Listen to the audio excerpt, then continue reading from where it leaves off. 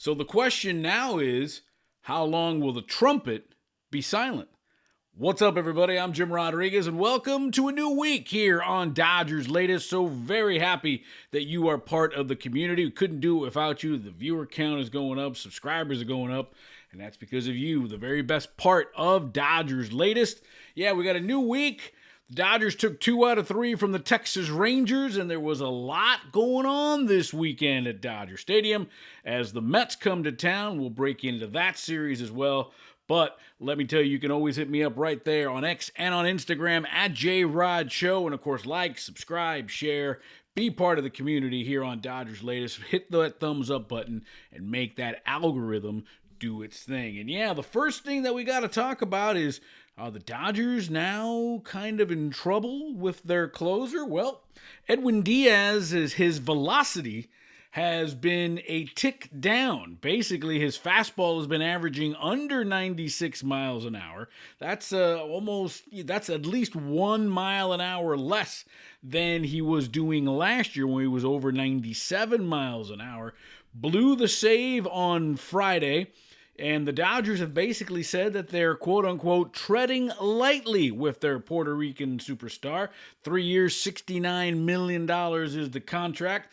Diaz had been pitching pretty well, was perfect in save opportunities until Friday night. And again, but what's concerning the Dodgers is that lack of velocity a little bit, or at least a drop in velocity.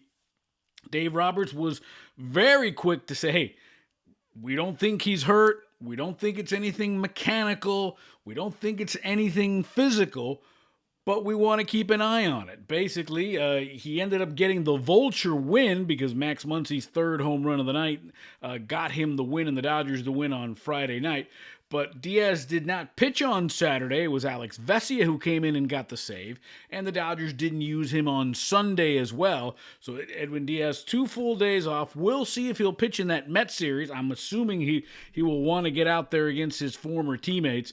But it'll be very interesting to see, A, if he pitches, and B, how the dip in velocity. We've seen a little bit of dip in velocity and Sheehan as well. The Dodgers are hoping that, again, maybe it's just the beginning of the season, just spring training wise, trying to get everything back together again. Emmett Sheehan has been struggling with velocity. Now we see Edwin Diaz. Hopefully it'll be all good. Hopefully it's just a matter of just getting out there and getting those reps. You know, it's funny, everybody keeps talking about the curse of the World Baseball Classic and how badly everyone is done who has played in the World Baseball Classic. Well, not everybody, because Shohei Ohtani's starting to catch fire, but Shohei started off struggling as well at the beginning of the season. But fingers crossed, everything crossed that Edwin Diaz is okay. But let's keep an eye on Tommy Trumpets and see if Timmy Trumpets or Tommy Trumpets or whatever trumpets can play loudly at Dodger Stadium come tonight when the Dodgers host the New York Mets. And yeah, you know, this weekend there was so much going on, and Max Muncy made history. First of all, that 3-home run night on Friday night, it was the second time he had hit 3 homers in a game at Dodger Stadium, or as a Dodger. No Dodger has ever hit 3 home runs in a game 3 times. So now he's got that to aspire for. But for Muncy, he's moving on the list now. He is 3rd all-time on the LA Dodger home run list. And isn't it ironic? That's the old LA area code there, 213, or that's the OG area code. 213 for Max Muncy. He passed Steve Garvey with that 213 home runs. He's 3rd in LA history. Of course, Ron Cey is next at 228, and Eric Karros is the all-time LA Dodger leader in home runs at 270. Overall, Max is 6th all-time in Dodger history, but Ron Cey is next on the list for him at 228. He should probably get there, should probably pass the Penguin at the end of this year, but it's amazing what he did what Max Muncy did Friday night against the Rangers. First guy in Major League history. No one has done this in the history of the game. Scored 5 runs in a game, had 4 or more hits in a game, hit 3 home runs in a game, and one of those home runs being a walk-off home run. No one had done it. So if you were at Dodger Stadium on Friday, not only do you get a badass Shohei Ohtani bobblehead, you saw history as Max Muncy, first guy to have 5 or more runs, 4 or more hits, 3 or more home runs, and a walk-off all in the same game. So congratulations to Max Muncy, who I think him and Justin Turner are the absolute quintessential blueprints of what the Dodgers have done. And they talk about all the big money they spent, and the Freddie Freemans and the Otanis and the Kyle Tuckers, and yeah, they've spent a lot of money, but also how they have found these guys off the scrap heap, right? They found Justin Turner. By the way, Justin Turner just signed with the Tijuana Toros of the Mexican League, so TJ, so JT is in TJ. He's only a couple hours away now. We'll see how he does there. As pushing over 40, JT doesn't feel his career is done. But Justin Turner and Max Muncy, great examples of the Dodgers. Took a chance on somebody, found him, and boy, has Max Muncy turned into one of the great Dodgers of all time, let alone LA or Brooklyn, just one of the great Dodgers of all time as he is making history in LA. All right, so the Dodgers, also, they lost that last game of the series against the Rangers. Sasaki didn't pitch terrible, but didn't pitch great. 4 innings, 5 hits, 2 earned, 6 Ks, 5 walks. That's the part that I think is troubling. 94 pitches in those 4 innings of work. He's 0-2 ERA of over 6.23 to be exact. He has given us what we thought were going to give us. I mean, again, 4 innings, you got to be able to get that pitch count down, right? If you want to be around the game for any length of time, you can't be making 94 pitches in 4 innings. So we'll probably see Shohei. We'll probably see Sasaki. This is going to be the test. The Dodgers, after this Mets series, the Dodgers will go to Denver, play the Rockies, and then go to San Francisco. Sasaki's next start will be at Coors Field. Oh boy, buckle up. We'll see what goes on there. And also, Shohei Ohtani, 46 straight games now he's gotten on base after hitting back-to-back leadoff home runs for the Dodgers in the bottom of the first inning Saturday and Sunday. We'll see Ohtani on the mound coming up in this series. And let's talk about Ohtani. Let's talk about who the Dodgers will be facing, and that's the New York Mets who come to town. Obviously, these teams have faced each other many times in the postseason. And for the Mets, they are scuffling, man. They've lost 5 in a row. They just got swept at home by the A's, and the A's shut them out twice. So they are hurting for runs, and we know who the pitching matchups are going to be. Tonight, it'll be David Peterson for the Mets and Justin Robleski for the Dodgers. Tuesday, tomorrow night, great matchup.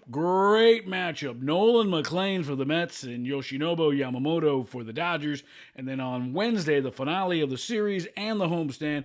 We don't know who the Mets are going to throw out there yet, but we know it will be Shohei Ohtani to take the mound as he continues his scoreless inning streak. And will he continue to have his consecutive games reaching base? Remember, 46 straight games. We talked about Ron Cey is next on the hit list for Max Muncy in terms of the home run list. Well, Ron Cey reached base in 47 straight games, so that's the next obstacle for Ohtani to try to tie Ron Cey for 47 straight games to reach base by hit or a walk. So we'll see how that works out, and we're curious as that works out as the Mets come to town, and they are scuffling, and they're going to run into 2 of the best of the Dodgers in Ohtani and Yamamoto, and Justin Robleski. He pitched pretty well against the Blue Jays his first time out up in Toronto. All right, be part of the show. You're the very best part of Dodgers Latest. We couldn't do this without you. And we talked about that last Ohtani start, right? How George Springer said he wasn't complaining to the umpire, might have been gaslighting him a little bit, asking why Ohtani gets extra time to warm up. And we talked about how it works, and you can go back to the episode, how it's 2 minutes from the time he leaves the dugout, but the umpires tend to give Shohei a little bit more time when he's on base or when he finishes an at-bat. So there's been that sort of a controversy, and of course George Springer not a stranger to controversy. Springer isn't fit to polish Ohtani's shoes, whether he's with the Blue Jays or the Trastros. If we had a commissioner with a pair in his sack, Springer, Altuve, and all the other Trasto players would have been banned for life from MLB. Yeah, man, I'll tell you what, it's so funny. I always say that, the Diamondbacks eliminating the Dodgers in 2023 was kind of part of the Dodgers' origin story of becoming the villains of baseball. How they said, "Okay, just wait." Well, it really kind of started in 17, right? When that championship was sort of taken away from them or kind of cheated away from them. And they went out and got blasted by the Red Sox. 1-20, but of course there was the asterisk, the Mickey Mouse and all the Mickey Mouse 60-game season, blah, blah, blah. And then the disappointments, and then it culminated with then getting swept by the Diamondbacks in 23.